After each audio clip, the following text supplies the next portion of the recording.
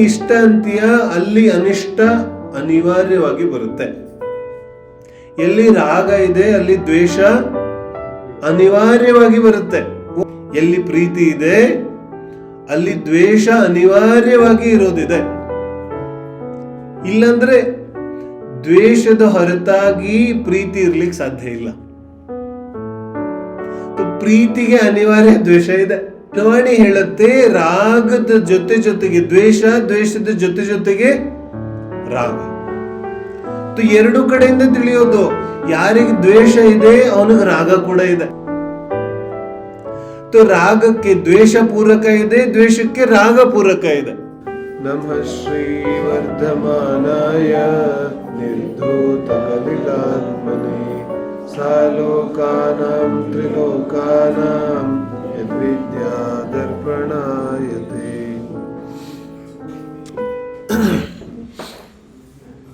ಆಚಾರ್ಯ ಸಮಂತಭದ್ರ ಸ್ವಾಮಿ ರಚಿಸಿರುವಂತಹ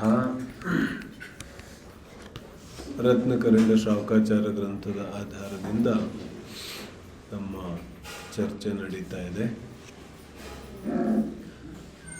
ಶ್ರಾವಕಾಚಾರ ಗ್ರಂಥದ ಕೊನೆಯ ಅಧ್ಯಾಯ ಸಮಾಧಿ ಮರಣ ಅಥವಾ ಸಲ್ಲೇಖನ ಇದೆ. ಶ್ರಾವಕನ ಜೀವನದ ಅಂತಿಮ ಘಟ್ಟ ಕೂಡ ಸಮಾಧಿ ಇದೆ. ಯಾವ ರೀತಿ ಮುನಿ ಧರ್ಮದ ಕೊನೆಯ ಘಟ್ಟ ಸಮಾಧಿ ಇದೆ, ಅದೇ ರೀತಿಯಾಗಿ ಶ್ರಾವಕ ಜೀವನದ ಕೊನೆಯ ಘಟ್ಟ ಕೂಡ ಸಮಾಧಿ ಇದೆ. ಸಾಮಾನ್ಯವಾಗಿ ಏನಾಗುತ್ತೆ, ಕಿ ಮುನಿ ಜೀವನ ಇದೆ, ಹಾಗಾದ್ರೆ ಸಮಾಧಿ ಪೂರ್ವಕ ಮರಣ ಆಗುತ್ತೆ. ಆದ್ರೆ ಶ್ರಾವಕಿ ಆಗಿದ್ರೆ ಕಿ ಸಮಾಧಿ ಪೂರ್ವಕ ಮರಣ ಆಗೋದು ಇದು ಅನಿವಾರ್ಯ ಅಂತ ಅನ್ಸೋದೇ ಇಲ್ಲ ನಮಗೆ. ಇದೇನು ಅನಿವಾರ್ಯ ವಿಷಯ ಇದೆ, ಇದಾಗಲೇಬೇಕು, ಇದೇ ರೀತಿಯಾದ ಜೀವನ ಇರಬೇಕು, ಅದಂತೂ ನಮಗೆ ಅನಿಸ್ತಾನೆ ಇಲ್ಲ. ಆದ್ರೆ ಶ್ರಾವಕಾಚಾರ ಗ್ರಂಥದ ಕೊನೆಯ ಅಧ್ಯಾಯ ಬರೆದು ಸಮಂತಭದ್ರ ಸ್ವಾಮಿ ಏನು ಹೇಳ್ತಿದ್ದಾರೆ, ಕಿ ಶ್ರಾವಕ ಜೀವನದ ಕೊನೆಯ ಘಟ್ಟ ಕೂಡ ಸಮಾಧಿ ಇದೆ. समाधि पूर्वक ही श्रावक श्राविकाओं का मरण होना चाहिए. ಇದು ಒಂದು ರೀತಿಯಾಗಿ ನಿಯಮ ಇದೆ. ಯಾವ ರೀತಿ ಮುನಿ ಧರ್ಮದಲ್ಲಿ ನಿಯಮ ಇದೆ ಸಮಾಧಿದ್ದು, ಅದೇ ತರ ಶ್ರಾವಕ ಜೀವನದಲ್ಲೂ ಇದೆ. ಇಲ್ಲ ಅಂತ ಹೇಳಿದ್ರೆ ಯಾವ ರೀತಿಯಾದ ಜೀವನ ನಡೆಯುತ್ತೆ ಅದೇ ರೀತಿಯಾದ ಮರಣ ಆಗುತ್ತೆ. ಜೀವನ ಮರಣ ಎರಡು ಬೇರೆ ಬೇರೆ ಇಲ್ಲ. ಜೀವನ್ और मरण दोनों एक ही बात है, ಎರಡು ಒಂದೇ ಇದೆ. जैसा जीवन वैसी मरण. ಇದರಲ್ಲಿ ಆಶ್ಚರ್ಯದ ಸಂಗತಿ ಏನಿದೆ, ಮರಣ ಜೀವನ ಎರಡನ್ನು ಬೇರೆ ಬೇರೆ ಮಾಡಿಬಿಟ್ಟಿದೀವಿ ನಾವು, ಎರಡು ಬೇರೆ ಅಂತ ತಿಳ್ಕೊಂಡ್ಬಿಟ್ಟಿದೀವಿ. ಅದಕ್ಕೇನಾಗುತ್ತೆ ಕಿ ಮರಣದಂತೂ ವಿಚಾರನೂ ಬೇಕಾಗಿಲ್ಲ, ಮತ್ತು ಜೀವನದಲ್ಲಿ ಯಾವ ರೀತಿಯಾದ ಕಾರ್ಯಕ್ರಮ ನಡೀತಾ ಇದೆ ಅದು ಸರಾಗವಾಗಿ ನಡೀತಾ ಇರಲಿ. ಹಾಗಾಗಿ ಏನಾಗಿದೆ, ಮರಣ ಹಾಗೂ ಸಮಾಧಿ ಎರಡದ್ದು ಚರ್ಚೆ ನಾವು ಮಾಡಕ್ ತಯಾರಿಲ್ಲ. ಆದ್ರೆ ಸಾವಿರಾರು ವರ್ಷಗಳ ಹಿಂದೆನೆ ಸಮಂತಭದ್ರ ಸ್ವಾಮಿ ಈ ಸಲ್ಲೇಖನ ಅಧಿಕಾರವನ್ನ ಶ್ರಾವಕರಿಗೋಸ್ಕರ ಬರೆದಿದ್ದಾರೆ. ಶ್ರಾವಕ ಶ್ರಾವಿಕಾ ಇಬ್ಬರಿಗೂ ಕೂಡ ಮರಣ ಸಮಾಧಿ ಪೂರ್ವಕ ಆಗೋದು ಅವಶ್ಯಕ ಇದೆ. ಗೊತ್ತಿದೆಯಲ್ಲ, ತ್ರಿಭಾಗದಲ್ಲಿ ಆಯುಬಂಧ ಆಗುತ್ತೆ, ಬಹುತೇಕವಾಗಿ ಆಗ್ಲಿಲ್ಲ ಅಂದ್ರೆ ಕೊನೆ ಸಮಯದಲ್ಲಿ ಆಗುತ್ತೆ. ಹಾಗಾಗಿ ಕೊನೆ ಸಮಯದ ಮಹತ್ವ ಕೂಡ ಇದೆ. ಆದರೆ ಉಳಿದ ಜೀವನದ ಮಹತ್ವ ಕೊನೆ ಸಮಯಕ್ಕಿಂತೇನು ಜಾಸ್ತಿ ಇಲ್ಲ, ಕಮ್ಮಿ ಇಲ್ಲ. अंतिम समय का तो महत्व है, लेकिन जीवन का उससे कम महत्व नहीं है. अंतिम ಸಮಯಕ್ಕೆ ಮಾತ್ರ ಮಹತ್ವ ಇಲ್ಲ. ಅಂತಿಮ ಸಮಯ ಜೀವನ ಹೇಗೆ ನಡೀತಾ ಇದೆ ಅದರ ಮೇಲೆ ನಿಂತಿದೆ. ಠೀಕೇನಾ? ಹಾಗಾಗಿ ಸಮಾಧಿ ಪ್ರತಿಯೊಬ್ಬನಿಗೂ ಅವಶ್ಯಕ ಇದೆ. ಇವತ್ತಿನ ಎಲ್ಲ ಸಮಸ್ಯೆಗಳಿಗೆ ಸಮಾಧಾನ ಸಮಾಧಿ ಇದೆ. ಎಷ್ಟು ಬೇಗ ಸಾಧ್ಯ ಇದೆ ಅಷ್ಟು ಬೇಗ ಸಮಾಧಿ ತಗೊಳ್ಳೋದಿದೆ.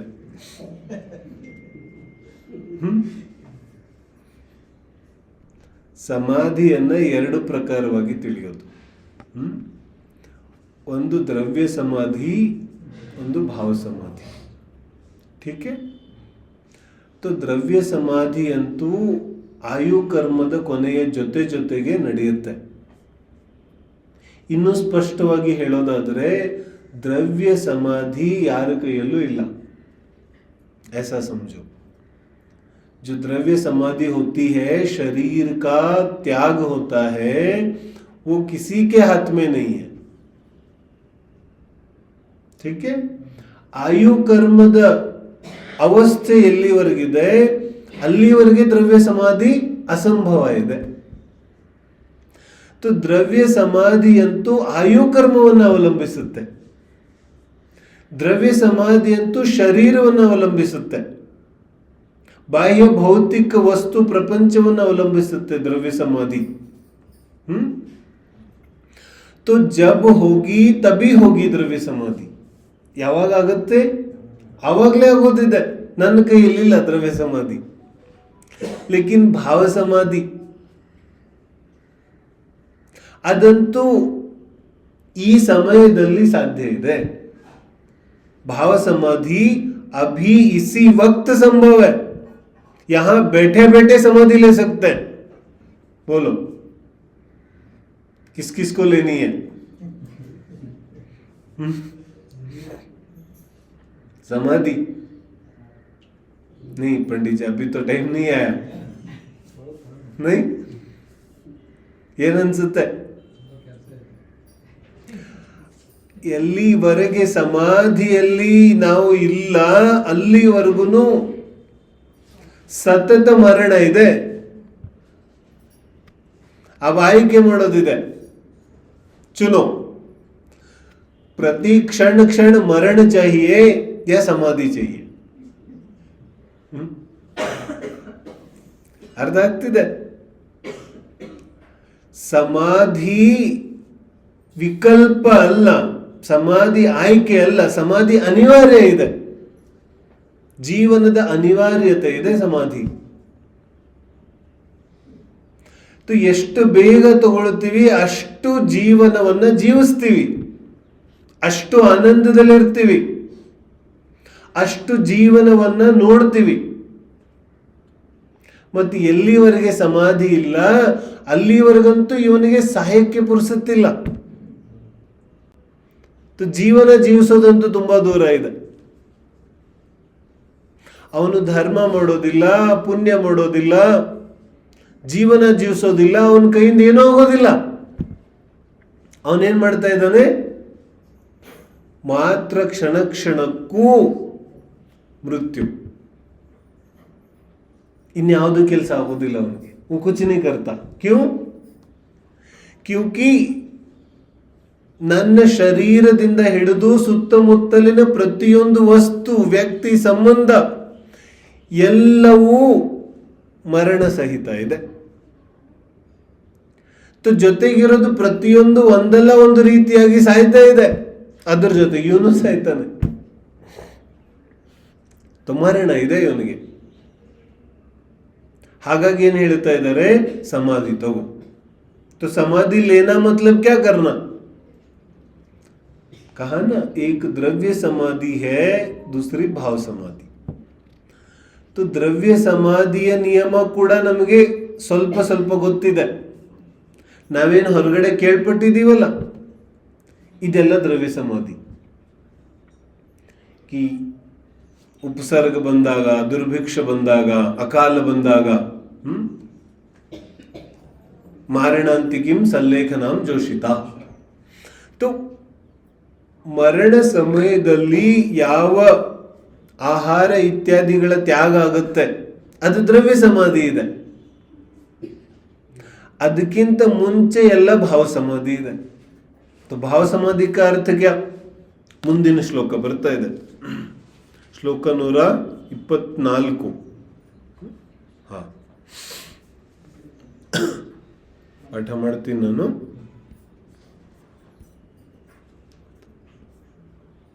ಸ್ನೇಹಂ ವೈರಂ ಸಂಗಂ ಪರಿಗ್ರಹಂ ಚಾಪಹಾಯ ಶುದ್ಧಮನಾ ಪರಿಗ್ರಹಂ ಚಾಪಹಾಯ ಶುದ್ಧಮನಾ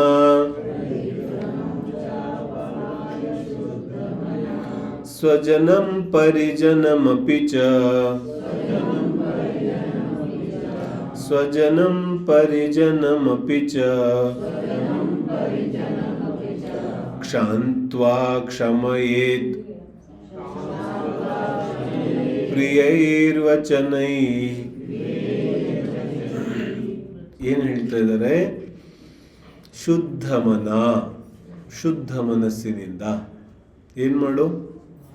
ಸ್ನೇಹಂ ವೈರಂ ಸಂಗಂ ಪರಿಗ್ರಹಂ ಚ ಅಪಹಾಯ. ಏನೇನು ಬಿಡೋದಿದೆ? ಸ್ನೇಹ, ಸಂಗ, ಪರಿಗ್ರಹ, ವೈರ, ಇದನ್ನ ಬಿಡಕ್ಕೆ ಹೇಳ್ತಾ ಇದ್ದಾರೆ. ಹೆಂಗೆ ಬಿಡೋದು? ಶುದ್ಧ ಮನ, ಶುದ್ಧ ಮನಸ್ಸಿನಿಂದ. ಅರ್ಥ ಆಗ್ತಿದೆ? ಎರಡೂ ಅರ್ಥ ಮಾಡ್ಕೊಳ್ಳೋದು, ದ್ರವ್ಯ ಸಮಾಧಿ, ಭಾವ ಸಮಾಧಿ. ಅವಾಗಲೇ ಅರ್ಥ ಆಗುತ್ತೆ, ಇಲ್ಲ ಪೂರ್ತಿ ಅರ್ಥ ಆಗೋದಿಲ್ಲ. ಹೆಂಗೆ ಯಾರ್ಯಾರ ಬಗ್ಗೆ? ಸ್ವಜನಂ ಪರಿಜನಂ ಅಪಿ. ಸ್ವಜನ ಪರಿಜನ. ಸ್ವಜನ ಅಂದ್ರೇನು? ಸ್ವಂತ ಕುಟುಂಬ. ಪರಿಜನ ಅಂದ್ರೆ ಕುಟುಂಬದ ಸುತ್ತಮುತ್ತ ಇರೋರು. ತೋ ಸ್ವಜನ ಪರಿಜನ ಇಬ್ಬರಿಂದ ಏನ್ ಮಾಡೋದು? ಕ್ಷಾಂತ್ವಾ, ಕ್ಷಾಂತ್ವಾ ಕ್ಷಮೆ ಮಾಡಿ.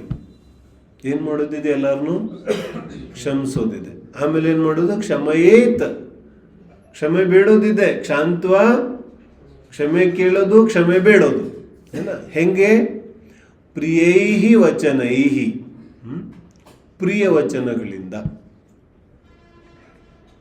ಇದು ಇನ್ನು ಮುಂದೆ ಪ್ರಕ್ರಿಯೆ ನಡೀತಾ ಇದೆ ಜೀವನದಲ್ಲಿ. ಸಮಾಧಿ ಹೇಗೆ ಉಂಟಾಗುತ್ತೆ, कैसे समाधि लेनी है जीवन में, तो ये पहला ಮೊದಲ ಹೆಜ್ಜೆ ಇದೆ. ಏನಿದೆ ಮೊದಲ ಹೆಜ್ಜೆ?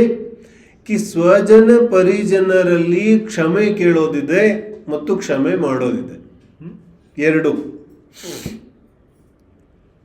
तो ಉತ್ತಮ ಕ್ಷಮಾಧರ್ಮದಲ್ಲಿ ಚರ್ಚೆ ಮಾಡ್ತೀವಲ್ಲ ನಾವು.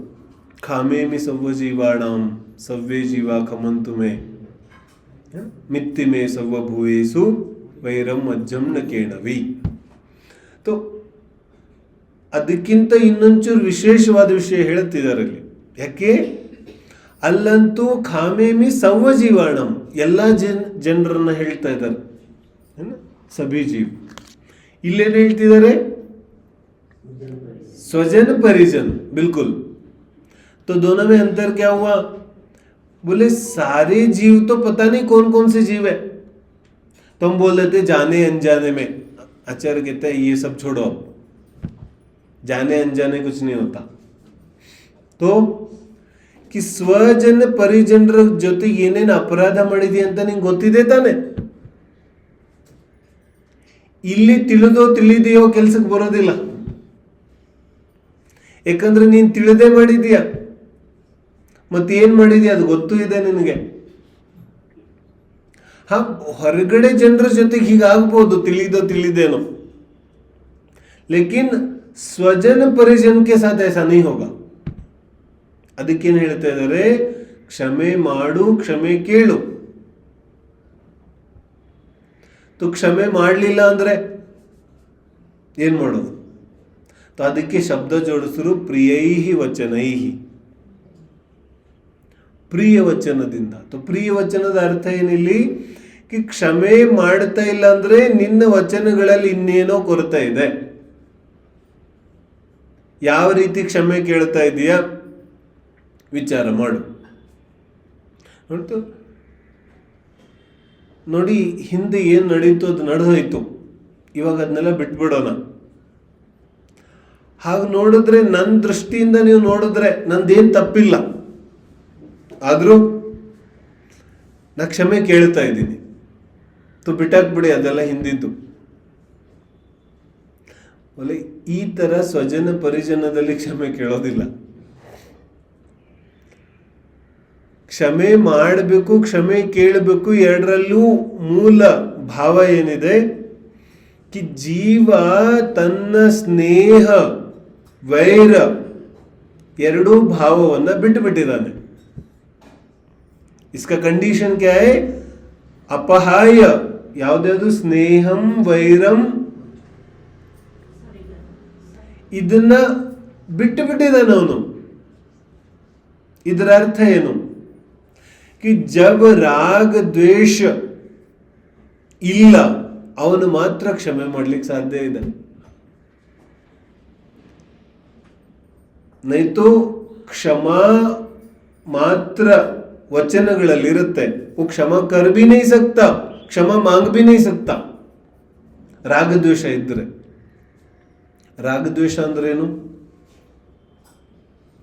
ರಾಗದ್ವೇಷದ ಅರ್ಥ ಏನು? ರಾಗದ್ವೇಷದ ಅರ್ಥ ಇದೆ,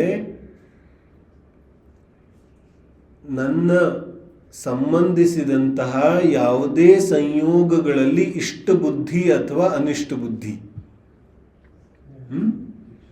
जो भी संयोग है, शरीर है, इंद्रियां है, कुटुंब ಇದೆ, धन आस्ति पास्ति, पुत्र स्त्री, मित्र, इष्ट बुद्धि अनिष्ट बुद्धि, इसको कहते हैं राग द्वेष, है ना.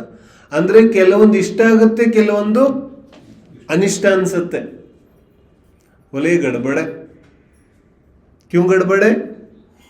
तो कहते ಎಲ್ಲಿ ನೀನು ಇಷ್ಟ ಅಂತೀಯ ಅಲ್ಲಿ ಅನಿಷ್ಟ ಅನಿವಾರ್ಯವಾಗಿ ಬರುತ್ತೆ.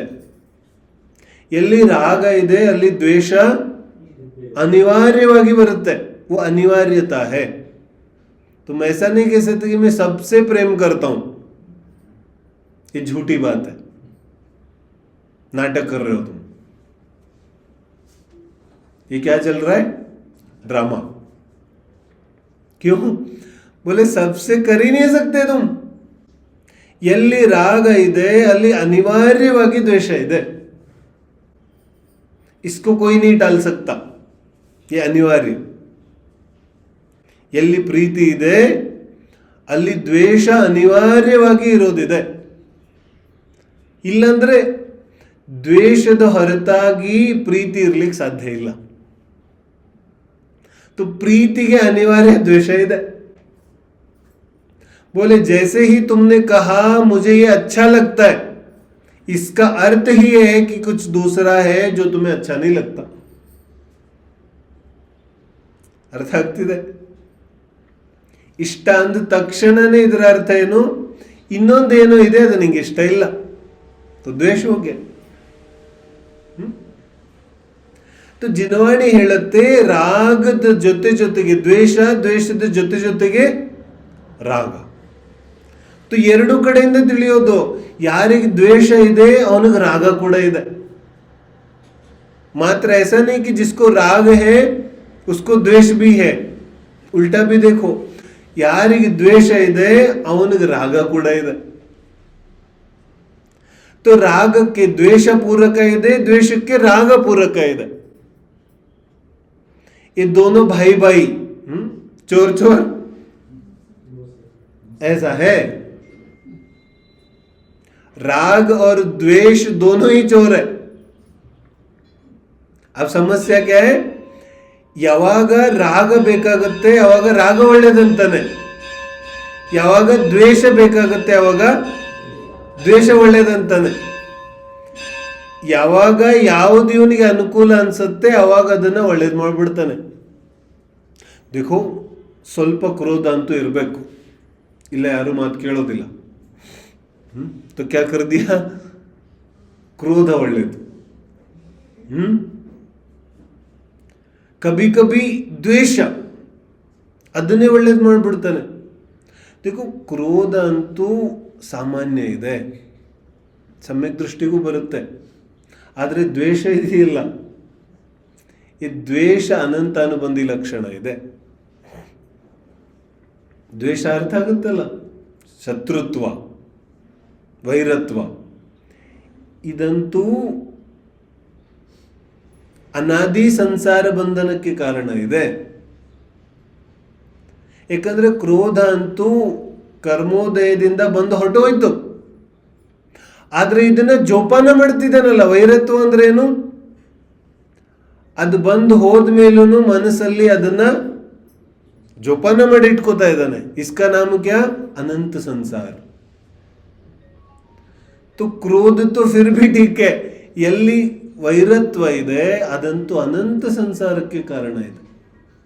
ಒನ್ ಸೈಡೆಡ್ ದ್ವೇಷ ಇರುತ್ತಲ್ಲ, ಶಾಸ್ತ್ರದಲ್ಲಿ ಯಾವುದು ಉದಾಹರಣೆ ಬರುತ್ತೆ, ಕಮಟ್. ಕಮಟ್ ಏನ್ ಮಾಡಿದ್ದ, ಒನ್ ಸೈಡೆಡ್. ಭವಭವಾಂತರಗಳಿಂದ ಅವನು ದ್ವೇಷ ಮಾಡ್ಕೊಂಡೇ ಬರ್ತಾ ಇದ್ದಾನೆ. ಪಾರ್ಶ್ವನಂತ ದ್ವೇಷ ಇಲ್ಲ, ಆದ್ರೆ ಇವನು ದ್ವೇಷ ಮಾಡ್ಕೊಂಡ್ ಬರ್ತಾ ಇದ್ದಾನೆ. ಅನಂತ ಸಂಸಾರದ ಬಂದಾಗುತ್ತೆ. ठीकेನಾ? तो ಯಾರಿಗೆ ರಾಗ ದ್ವೇಷ ಇಲ್ಲ ಅವನು ಮಾತ್ರ ಕ್ಷಮೆ ಮಾಡ್ಲಿಕ್ಕೆ ಸಾಧ್ಯ ಇದೆ. तो ಎಲ್ಲಿವರೆಗೆ ರಾಗ ದ್ವೇಷ ಬಿಟ್ಟಿಲ್ಲ ಅಲ್ಲಿವರೆಗೆ ಕ್ಷಮೆ ಇಲ್ಲ. ಕ್ಷಮೆ ಇಲ್ಲ ಅಂದ್ರೆ ಸಮಭಾವ ಸಮಾಧಿ ಇಲ್ಲ, ಅಸಂಭವ.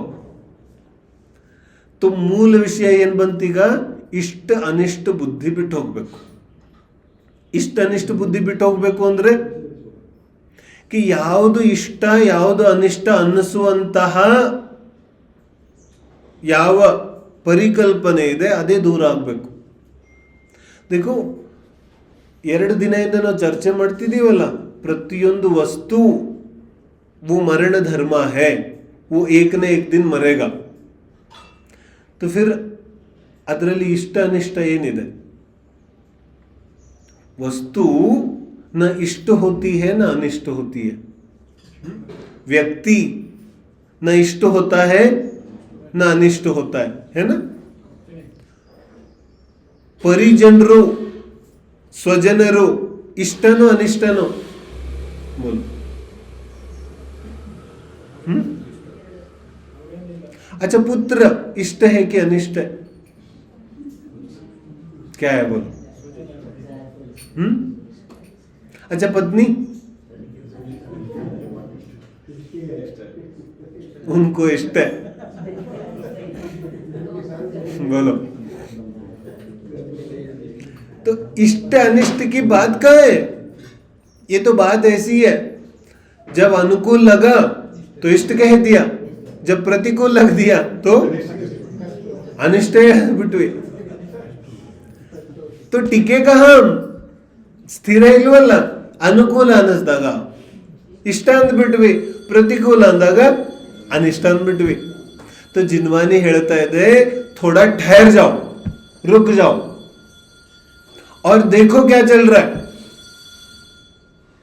ನಿನ್ನ ಈ ಇಷ್ಟ ಅನಿಷ್ಟ ಭಾವನೆಗಳು ಸಂಪೂರ್ಣವಾಗಿ ನಿರರ್ಥಕ ಇದೆ. ನ ಇಷ್ಟ ಹೇ ನ ಅನಿಷ್ಟ ಹೇ. ಇದೆರಡೂ ಕೂಡ ನಿನ್ನ ಕಲ್ಪನೆಯ ಮೇಲೆ ಆಧಾರಿತ ಇದೆ, ನಿನ್ನ ಕಲ್ಪನೆ ಮೇಲೆ ನಿಂತಿದೆ. ನೀನು ಯಾವ ಬಟ್ಟೆನ ಇಷ್ಟ ಅನ್ನತ್ತೆ ಅದೇ ಬಟ್ಟೆನ ಇನ್ನೊಂದು ದಿನ ಅನಿಷ್ಟ ಅಂತೀಯ. ಮಳೆ ಬರೋದು ಇಷ್ಟ ಅಂತಾನೆ, 2 ದಿನ ಜಾಸ್ತಿ ಬಂದ್ರೆ ಅನಿಷ್ಟ ಅಂತಾನೆ. ಬೋಲು. ಯಾವ ಕಾರ್ಯಕ್ರಮ ಇಷ್ಟ ಅನ್ಸುತ್ತೆ ಅದೇ ಕಾರ್ಯಕ್ರಮ 1 ದಿನ ಅನಿಷ್ಟ ಅನ್ಸುತ್ತೆ. ಏನ್ ನಡೀತಾ ಇದೆ? ಯಾವ ಪಿಕ್ನಿಕ್ ಇಷ್ಟ ಆಗುತ್ತೆ, ಒಂದೆರಡು ದಿನದಲ್ಲಿ ಅದೇ ಬೋರ್ ಆಗುತ್ತೆ. क्या चल रहा है? जिस भोजन को अच्छा कहते थे वो आज अच्छा नहीं लग रहा, क्या हो गया? तो ಏನ್ ಹೇಳ್ತಿದ್ದಾರೆ, ಇಷ್ಟ ಅನಿಷ್ಟ ಬುದ್ಧಿ ಕಾಲ್ಪನಿಕ ಇದೆ, ವಾಸ್ತವ ಅಲ್ಲ. ಈ ಕಾಲ್ಪನಿಕ, ಇಮ್ಯಾಜಿನೇಷನ್, ಅಸಂಪ್ಷನ್, ವಾಸ್ತವಿಕ ಅಲ್ಲ ಇದು. तो वास्तव में आ जाओ. ವಾಸ್ತವದಲ್ಲಿ ಏನಿದೆ? ಆ ವಸ್ತು ಇಷ್ಟ ಅನಿಷ್ಟ ಇಲ್ಲವೇ ಇಲ್ಲ. ವಸ್ತು ಇದೆ. ವ್ಯಕ್ತಿ ಇಷ್ಟ ಅನಿಷ್ಟ नहीं होता, ವ್ಯಕ್ತಿ तो ವ್ಯಕ್ತಿ है. ನೀನು ಕಲ್ಪನೆಯಿಂದ ನಿನ್ನ ಭಾವನೆಗಳನ್ನು ಜೋಡಿಸಿದಾಗ ಅದಿಷ್ಟ ಅನಿಷ್ಟ ಅನ್ಸುತ್ತೆ. ನೀನ್ ಜೋಡಿಸ್ಲಿಲ್ಲ ಅಂದ್ರೆ, मैं उदाहरण देते ना, ರೋಡಲ್ಲಿ ಆಕ್ಸಿಡೆಂಟ್ ಆಗಿದೆ, तो ಯಾರಿಗೆ ಎಷ್ಟು ವ್ಯತ್ಯಾಸ ಆಗುತ್ತೆ? कुछ नहीं. और ನಮ್ಮವ್ರದ್ದು ಯಾರಾದ್ರೂ ಆಗಿದೆ ಅಂದ್ರೆ तब शुरू होगा ना. तो फर्क क्या हुआ? ಅಪಘಾತ ಅಂತೂ ಅಪಘಾತ ಇದೆ, ವ್ಯತ್ಯಾಸ ಏನಾಯ್ತು? ಕಲ್ಪನೆ, ವ್ಯತ್ಯಾಸ ಆಗೋಯ್ತು. तो ಇಷ್ಟ ಅನಿಷ್ಟ ಬುದ್ಧಿ ಇವನ ಕಲ್ಪನೆಯ ಮೇಲೆ ನಿಂತಿದೆ. ಕಲ್ಪನೆಯ ಗೋಡೆ ಮುರಿದಾಯ್ತು ಅಂದರೆ ಅಲ್ಲಿ ಇಷ್ಟ ಅನಿಷ್ಟ ಬುದ್ಧಿನೂ ಇಲ್ಲ. ಬೈ, ಇಷ್ಟ ಅನಿಷ್ಟ ಬುದ್ಧಿಗೆ ಏನಾದ್ರೂ ಆಧಾರ ಇದೆಯೇನೋ ಜೀವನದಲ್ಲಿ ನಮಗೆ? कभी सोचा ऐसे? कुछ तो आधार होना चाहिए ना. किसी को अच्छा कहते हो, किसी को बुरा कहते हो, कुछ तो आधार होना चाहिए. कुछ आधार नहीं.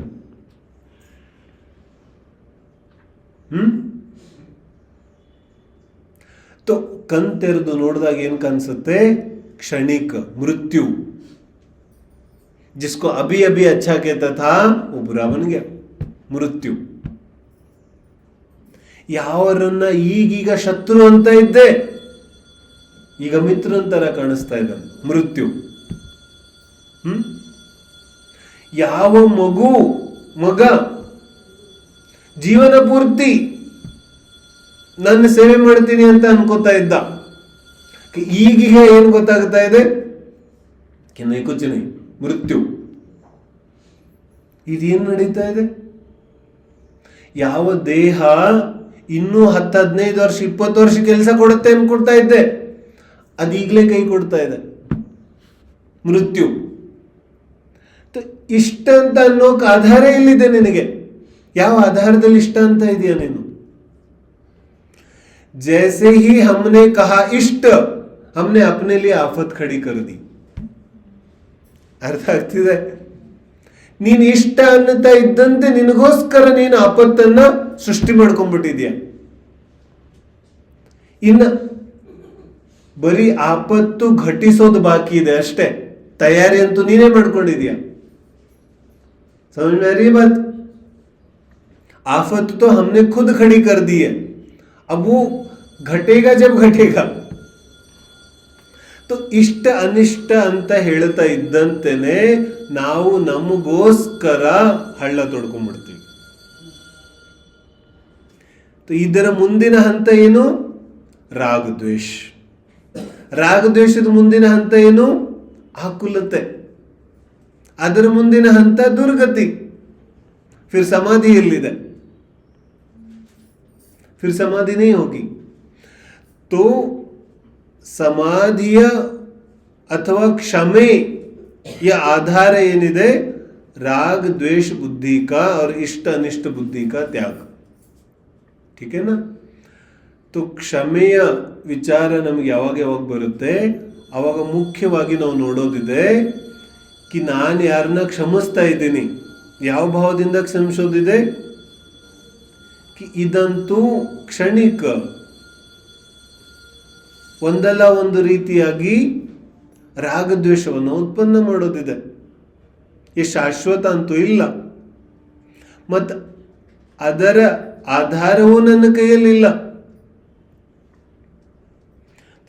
ಎಲ್ಲಕ್ಕಿಂತ ಮುಂದೆ ವಿಷಯ ಬರೋದಿದೆ कि आचार्य ಹೇಳ್ತಾ ಇದ್ದಾರೆ, तुम्हारे हाथ में ऐसा है क्या जो तुम इष्ट अनिष्ट कह सकते हो?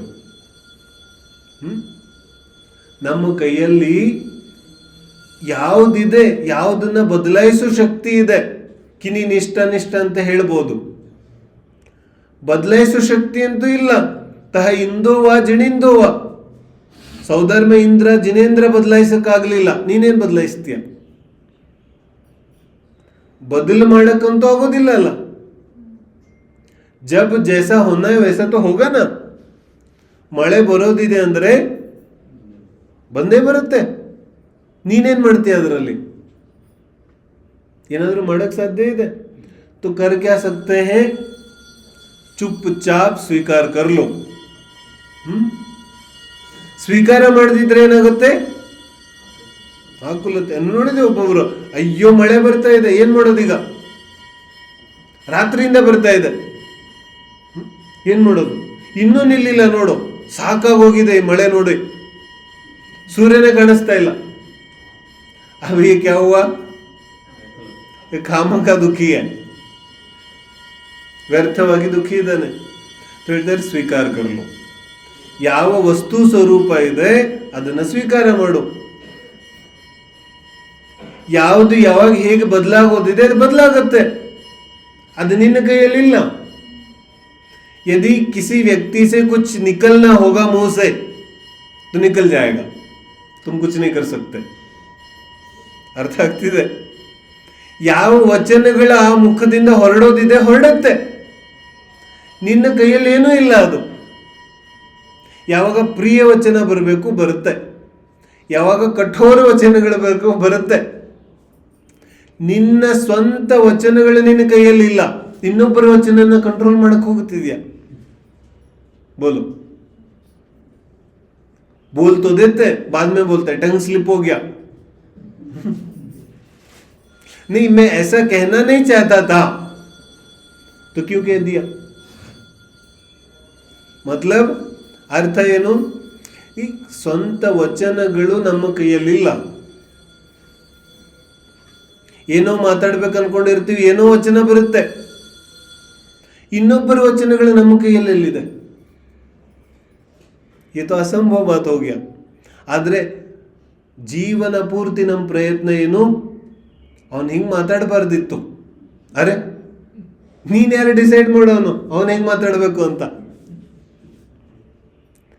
ನಿನ್ನ ವಚನಗಳು ನಿನ್ನ ಕೈಯಲ್ಲಿಲ್ಲ, ನೀನ್ ಇನ್ನೊಬ್ಬರ ವಚನ ಕಂಟ್ರೋಲ್ ಮಾಡಕ್ಕೆ ಹೆಂಗ್ ಸಾಧ್ಯ ಇದೆ? ಬೋಲೋ. ಈ ವಸ್ತು ಸ್ವರೂಪ ಅರ್ಥ ಆದ್ರೆ ಇಷ್ಟ ಅನಿಷ್ಟ ಬುದ್ಧಿ ದೂರ ಆಗ್ಬಿಡುತ್ತೆ. ನಿನ್ನ ದೇಹ ನಿನ್ನ ಕಂಟ್ರೋಲ್ ಅಲ್ಲಿ ಇಲ್ಲ, ನಿನ್ನ ವಿಚಾರಗಳು ನಿನ್ನ ಭಾವಗಳು ನಿನ್ನ ಕಂಟ್ರೋಲ್ ಅಲ್ಲಿ ಇಲ್ಲ. ಇನ್ನೊಬ್ಬರ ದೇಹ ಇನ್ನೊಬ್ಬರ ವಿಚಾರ ಕಂಟ್ರೋಲ್ ಮಾಡಕ್ ಹೋಗ್ತಾ ಇದ್ದಾನೆ. ಹೇಗೆ ಸಾಧ್ಯ ಇದೆ? ಇದು ಅಸಂಭವ. ಅಸಂಭವದ ಪ್ರಯತ್ನನೇ ಜೀವನ ಪೂರ್ತಿ ನಡೀತಾ ಇರುತ್ತೆ. ಜಿನ್ವಾನಿ ಹೇಳ್ತಾ ಇದೆ, ಠಹರ್ ಜಾओ, ಥೋಡಾ ದೇಖೋ ತೋ ಸೈ, ಏನ್ ನಡೀತಾ ಇದೆ? ಇದೆಲ್ಲವೂ ಅಸಂಭವ ಇದೆ. तो ಮಾಡೋದೇನಿದೆ? ಪೆಲೆ ಸಹಜ್ ಬನ್ ಜಾओ. ಯಾವುದು ಹೇಗೆ ನಡೀತಾ ಇದೆ ಅದನ್ನು ಅದೇ ರೀತಿಯಾಗಿ ಸ್ವೀಕಾರ ಮಾಡು. ಸ್ವೀಕಾರ ಮಾಡೋದರ ಅರ್ಥ ಏನು? ದ್ರವ್ಯ ಸಂಗ್ರಹದಲ್ಲಿ ಓದಿದ್ವಲ್ಲ, ಜಂಕಿಂಚಿ ವಿಚಿಂತಂತೋ ನಿರೀಹ ವಿತ್ತಿ ಜದಾ ಹವೇ ಸಾಧು ಹವೇ ಜದಾ ಸಾಹು. ಅಂದ್ರೆ ಕಿ ಏನೇನ್ ನಡೀತಾ ಇದ್ರು ಸಾಧು ಹೇಗಿದ್ದಾನೆ? ನಿರೀಹ ವೃತ್ತಿ, ನಿಷ್ಪ್ರಹ ವೃತ್ತಿ. ನಿಷ್ಪ್ರಹ ವೃತ್ತಿ ಅಂದ್ರೇನು? ಕಿ ತಿಳಿದು ಬರ್ತಾ ಇದೆ ಆದ್ರೆ ಅನುಭವಕ್ಕೆ ಬರ್ತಾ ಇಲ್ಲ. ಎರಡರಲ್ಲೂ ವ್ಯತ್ಯಾಸ ಇದೆ. ಬೈ ರೋಡಲ್ಲಿ ಗಾಡಿಗಳು ಓಡಾಡ್ತಾ ಇದೆ, ಸೌಂಡ್ ಕೇಳ್ತಾ ಇದೆ ತಾನೆ? ಸೌಂಡ್ ಕೇಳ್ತಾ ಇದ್ರು ಅನುಭವಕ್ಕೆ ಬರ್ತಾ ಇಲ್ಲ.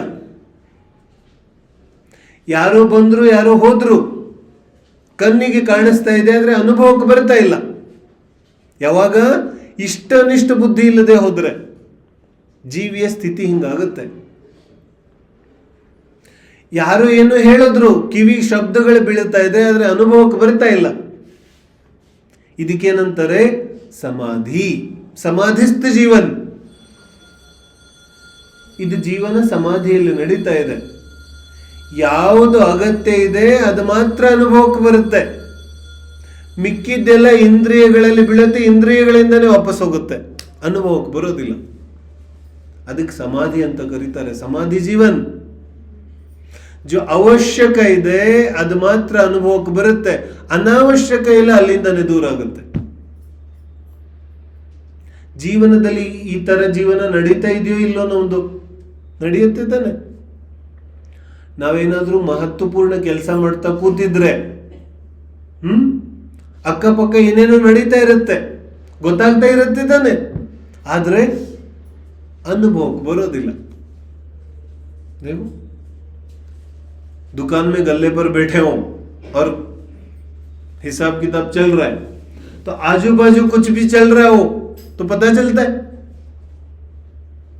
ಎಲ್ಲ ನಡೀತಾ ಇರುತ್ತೆ, ಗೊತ್ತಾಗ್ತಾ ಇರುತ್ತೆ, ಆದ್ರೆ ಅದರಿಂದ ನಮ್ಗೇನು ವ್ಯತ್ಯಾಸ ಆಗೋದಿಲ್ಲ. ಮಕ್ಕಳು ಬಂದು ಗಲಾಟೆ ಮಾಡ್ತಿದ್ದಾರೆ, ಏನೂ ವ್ಯತ್ಯಾಸ ಆಗೋದಿಲ್ಲ. ಹೊರಗಡೆ ಯಾರೋ ಜೋರ್ ಜೋರ ಕಿರಿಸ್ತಾ ಇದ್ದಾರೆ, ಏನೂ ವ್ಯತ್ಯಾಸ ಆಗೋದಿಲ್ಲ. इसका अर्थ क्या? ಎಲ್ಲ ನಡೀತಾ ಇದ್ರು ಇವನಿಗೇನು ವ್ಯತ್ಯಾಸ ಆಗೋದಿಲ್ಲ. ನಮಗನ್ಸತ್ತೆ ಇದಂತೂ ನಿರ್ದಯ ಜೀವನ ಆಗೋಯ್ತು, ಅಕ್ಕಪಕ್ಕ ಏನ್ ನಡೀತಾ ಇದ್ರು ಏನು ವ್ಯತ್ಯಾಸ ಆಗೋದಿಲ್ಲ. ಹಾಗಾದ್ರೆ ಇದು ನಿರ್ದಯಿ ಜೀವನ हो गया ना, कुछ ವ್ಯತ್ಯಾಸ नहीं होता, फर्क नहीं पड़ता. ವಸ್ತು ಸ್ವರೂಪ ಅಂತೂ ಹೀಗೆ ಇದೆ.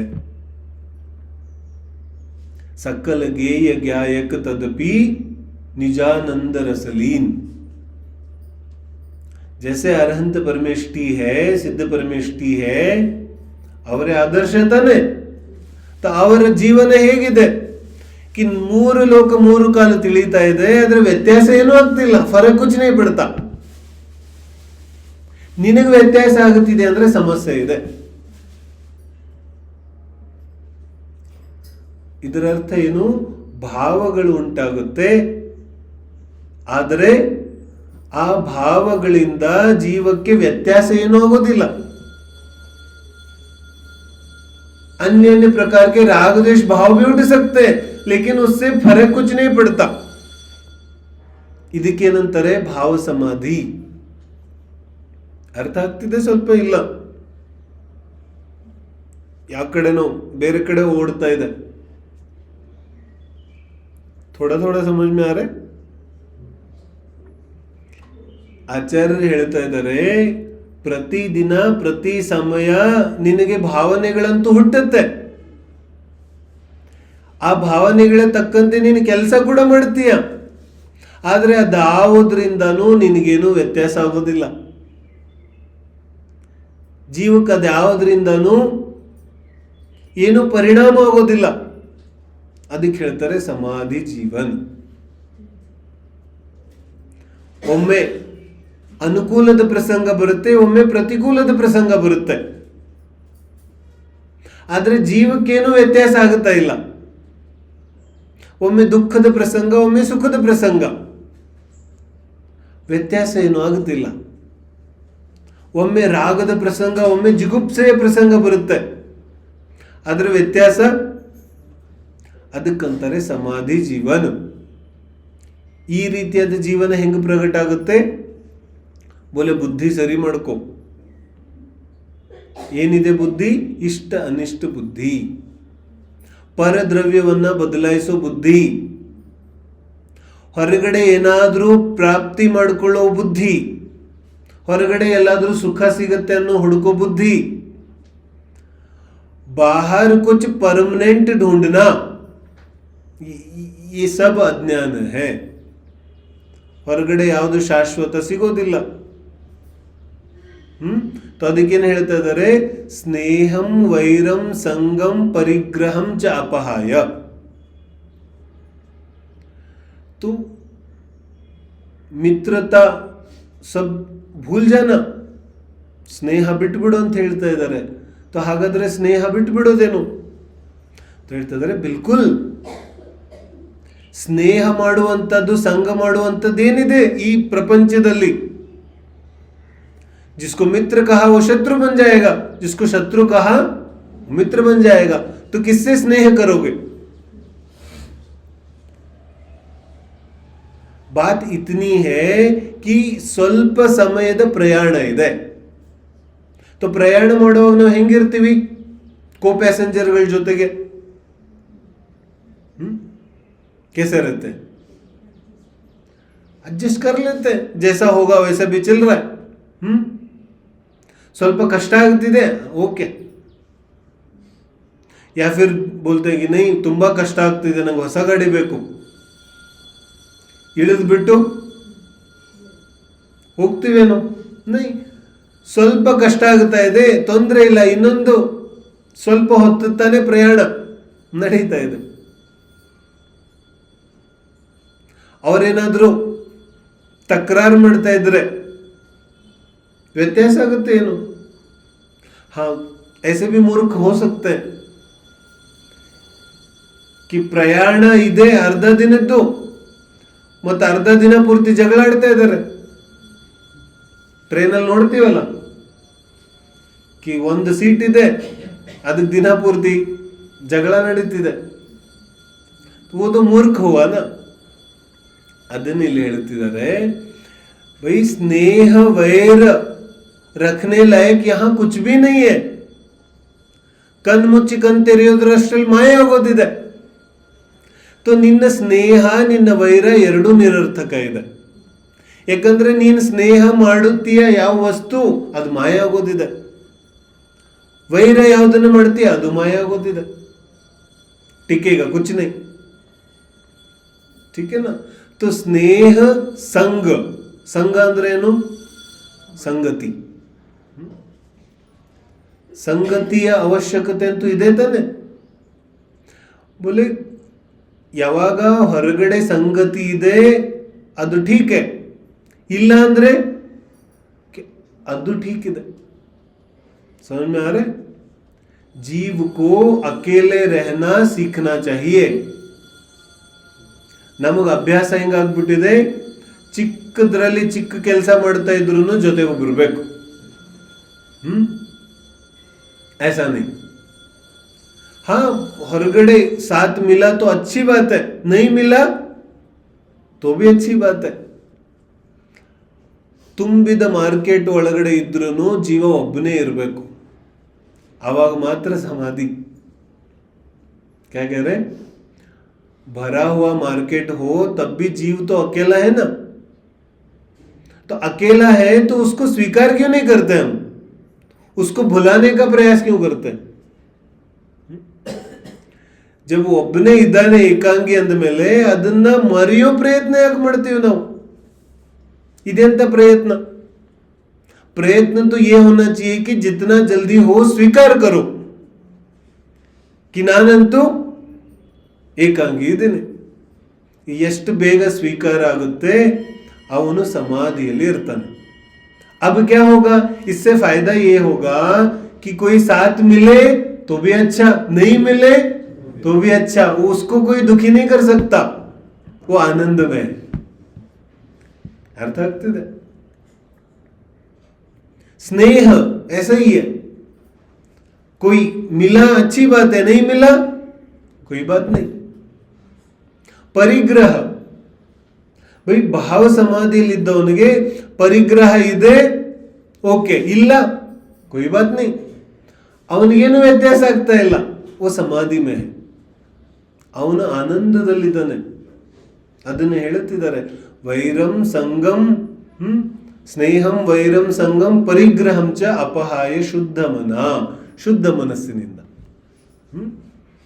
ಶುದ್ಧ ಮನಸ್ಸಿನಿಂದ ಏನ್ ಮಾಡೋದಿದೆ? ಕ್ಷಾಂತ್ವಾ ಕ್ಷಮಯೇತ್, ಎಲ್ಲರನ್ನು ಕ್ಷಮೆ ಕೇಳು, ಎಲ್ಲರನ್ನು ಕ್ಷಮೆ ಮಾಡು.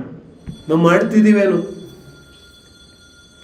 ಕ್ಷಮೆ ಮಾಡಿಲ್ಲ, ಕ್ಷಮೆ ಕೇಳಿಲ್ಲ ಅಂದ್ರೆ ಜೀವನದಲ್ಲಿ ಅಶಾಂತಿ ಇದ್ದೇ ಇರುತ್ತೆ. ಫಿರ್ ಆನಂದದಲ್ಲಿ ಹೆಂಗಿರಕ್ ಸಾಧ್ಯ ಇದೆ? और क्षमा भी ऐसे कि प्रिय वचन. प्रिय वचन ಅಂದ್ರೆ ಏನು? कि ಪರಿಜನ ಸ್ವಜನ ಕುಟುಂಬದವ್ರ ಜೊತೆಗೆ ನಾನೇನೇನೋ ಅಪರಾಧ ಮಾಡಿದ್ದೀನಿ ತಾನೆ, तो उसको कैसे पूछना? प्रिय वचन. ಯಾವ ರೀತಿ ಅರ್ಥ ಆಗುತ್ತೆ ಆ ರೀತಿ ಕೇಳೋದು. ಒಂದು ಸಲ ಕ್ಷಮೆ ಮಾಡಲಿಲ್ಲ ಅಂದ್ರೆ ಇನ್ನೊಂದ್ಸಲಿ ಕೇಳಲಿಲ್ಲ ಅಂದ್ರೆ ಮತ್ತೊಂದ್ಸಲಿ ಅದನ್ನ ಬಿಡೋದಿಲ್ಲ, ಎಲ್ಲಿವರೆಗೆ ಕ್ಷಮೆ ಸಿಗೋದಿಲ್ಲ ಬಿಡೋದಿಲ್ಲ.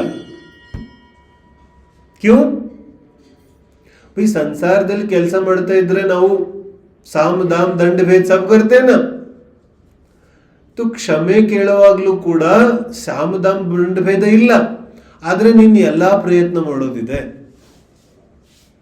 ಬಿಲ್ಕುಲ್ ಪ್ರಿಯ ವಚನ ಸೇ ಕ್ಷಮಾ ಮಾಂಗನಿ ಚಾಹಿಯೇ, ತಬಿ ಸಮಾಧಿ ಹೋಗಿ.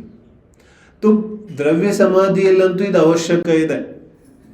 ಎಲ್ಲ ಬಿಟ್ಟು ಬಿಡೋದು ಒಂದು ರೀತಿಯಾಗಿ ಮುಂದೆ ಹೇಳ್ತಾರೆ ಮಹಾವೃತ್ತಿ ಆಗ್ಬಿಡ್ತಾನ ಅವನು. ಶ್ರಾವಕ ಅವಸ್ಥೆಯಲ್ಲೇ ಮಹಾವೃತ ಬಂದ್ಬಿಡುತ್ತೆ, ಅದು ದ್ರವ್ಯ ಸಮಾಧಿ. ಇಲ್ಲಿ ಭಾವ ಸಮಾಧಿಯಲ್ಲೂ ಕೂಡ ಭಾವನಾತ್ಮಕವಾಗಿ ಇವನು ಪರಿಗ್ರಹ, ಸಂಘ, ಸ್ನೇಹ, ವೈರ ಎಲ್ಲದರಿಂದನೂ ಭಿನ್ನ ಇದ್ದಾನೆ. इतना तो कर सकते हैं ना अभी, स्नेह वैर संग परिग्रह सब की भावना छोड़ो, किसी की आकांक्षा मत करो. ಸಂಯೋಗ ಆಗೋದಿದೆ ಆಗತ್ತೆ, ವಿಯೋಗ ಆಗೋದಿದೆ ಆಗತ್ತೆ. तुम इच्छा मत करो, किसकी? स्नेह है ना. ये बहुत बड़ा समझो बवंडर सा समस्या है कि ನಾವೇನ್ ಮಾಡ್ತೀವಿ, ಸ್ನೇಹದ ಆಕಾಂಕ್ಷೆಯಲ್ಲಿ ಸುತ್ತಾಡ್ತಾ ಇರ್ತೀವಿ 24 ಗಂಟೆ. कि ಎಲ್ಲಿ ಒಂದ್ ಕಡೆ ಆದ್ರೂ ಪ್ರೀತಿ ಸಿಗ್ಲಿ, जाते हैं ना. ये डोर खटखटाया, बोलो थोड़ा स्नेह मिल जाए, नहीं मिला तो दूसरे दरवाजे पर गए, वहां भी नहीं मिला तो तीसरे पर गए. ये तो चलता है, जीवन भर यही चलता है. ನಾವು ಜೀವನದಲ್ಲಿ ಹೇಳಕ್ಕೂ ಹೇಳ್ತೀವಿ कि ಬಾಲ್ಯದಲ್ಲಿ ಒಂದು ತರ, ಯೌವನದಲ್ಲಿ ಒಂದು ತರ, ವೃದ್ಧಾಪ್ಯದಲ್ಲಿ ಒಂದು ತರ, 3 ಅವಸ್ಥೆಯಲ್ಲಿ ಒಂದಲ್ಲ ಒಂದು ರೀತಿಯಲ್ಲಿ ಸ್ನೇಹವನ್ನು ಹುಡುಕ್ತಾ ಇರ್ತಾನೆ ಜೀವ. ಇದಕ್ಕೇನಂತಾರೆ? ಪರಾಧೀನ ದಯನೀಯ ಜೀವನ. ನೀನು ಹುಡುಕಿದ್ರೆ ಸಿಗೋದಿಲ್ಲ. ಬೈ ಸ್ನೇಹ ಕಾ ಸಂಯೋಗ ಹೋನಾ ಹೋ ತೋ ಹೋ ಜಾಯೇಗಾ. ಪ್ರೀತಿ ಸಿಗೋದಿದ್ರೆ ಸಿಗುತ್ತೆ, ಅದು ಸಿಗೋದಿಲ್ಲ ಅಂದ್ರೆ ನೈ ಮಿಲೇಗಾ. ಅರ್ಥ ಆಗ್ತಿದೆ? ऐसे ही ಸಂಘ, ಯಾರ್ದಾದ್ರೂ ಸಂಗತಿ ಜೊತೆ ಬೈ ಸಿಗೋದಿದ್ರೆ ಸಿಗತ್ತೆ, ಸಿಗೋದಿಲ್ಲ ಅಂದ್ರೆ ಸಿಗೋದೇ ಇಲ್ಲ. ನಿನ್ನ ಆಸೆಯಿಂದ, ನಿನ್ನ ಆಕಾಂಕ್ಷೆಯಿಂದ ಏನೂ ಬದಲಾಗೋದಿಲ್ಲ. तो ನಿರರ್ಥಕ ಆಕಾಂಕ್ಷೆನ ಯಾಕೆ ಇಡ್ತಾ ಇದೆಯಾ कि ಅವ್ರ ಸಂಗತಿ ಬೇಕು, ಇವ್ರ ಸಂಗತಿ ಬೇಕು. ಸ್ವೀಕಾರ ಕರ್ಲೋ कि ಏಕೋ ಹಮ್ ನಿಮ್ಮಮೋ ಶುದ್ಧೋ, ಸ್ವೀಕಾರ ಮಾಡು. ಸಮಾಧಿ ತಂತ್ರದ ಗಾಹೆ ಇದೆ. ಏಕೋ ಹಮ್ ನಿರ್ಮಮ ಶುದ್ಧೋ ಜ್ಞಾನಿ ಯೋಗೀಂದ್ರ ಗೋಚರ ಬಾಹ್ಯ ಸಂಯೋಗಜ ಭಾವ ಮತ್ತಃ ಸರ್ವೇಪಿ ಸರ್ವತ. कि ಎಲ್ಲ ಪರಮಾಣು ಮಾತ್ರ ಕೂಡ ನನ್ನಿಂದ ಭಿನ್ನ ಇದೆ. तो ಸಂಗತಿ ಅಗತ್ಯ ಏನಿದೆ ನಮಗೆ? ಹೊರಗಡೆ ಸಂಯೋಗದಿಂದ ಯಾರ್ದಾದ್ರೂ ಸಂಗತಿ ಸಿಕ್ಕರೆ ಉತ್ತಮ ಸಂಗತಿ, ಅಚ್ಚಿ ಬಾತ್ ಹೈ. ಸಿಗಲಿಲ್ಲ ಅಂದ್ರೆ कोई बात नहीं. ಅದರಲ್ಲೂ ಬರಭವನ में आते हैं ना, उत्तम कुल सुसंगति, ये सबका मिलना तो बहुत दुर्लभ है. ಬಾಕಿ ವಿಷಯಗಳು ಸಿಗಬಹುದು, ಆದ್ರೆ ಉತ್ತಮ ಕುಲ, ಉತ್ತಮ ಜನ್ಮ, ಸನ್ನಿ ಪಂಚೇಂದ್ರಿಯ, ಅದರಲ್ಲೂ ಜಿನ ಧರ್ಮ, ಜಿನವಾಣಿ, ಇದೆಲ್ಲ ದುರ್ಲಭ ಇದೆಯಲ್ಲ. तो ಸಿಕ್ಕಿದ್ರೆ ತುಂಬಾ ಒಳ್ಳೆಯದು, ಸಿಗ್ಲಿಲ್ಲ ಅಂದ್ರೆ ಸಂಯೋಗ ಇಲ್ಲ. ಇದೇ ತರ ಪರಿಗ್ರಹ. ಹೀಗೆ ಯಾರು ಯೋಚನೆ ಮಾಡ್ತಾನೆ ಅವನು ಸ್ವಜನಂ ಪರಿಜನಂ ಅಪಿಚ, ಸ್ವಜನ ಮತ್ತು ಪರಿಜನ ಇಬ್ಬರಲ್ಲೂ ಕೂಡ ಕ್ಷಮೆಯನ್ನ ಕೇಳ್ತಾ, ಕ್ಷಮೆ ಮಾಡ್ತಾ ಯಾರು ಜೀವನ ನಡೆಸ್ತಾನೆ ಅವನಿಗೆ ಸಮಾಧಿ ಪ್ರಕಟ ಆಗುತ್ತೆ. ಏನ ಇದು ಮೊದಲನೇ ಪ್ರಕ್ರಿಯೆ ಇದೆ. ಶ್ಲೋಕ ಓದೋಣ. ಸ್ನೇಹಂ ವೈರಂ ಸಂಗಂ ಪರಿಗ್ರಹಂ ಚಾಪಹಾಯ ಶುದ್ಧಮನಾ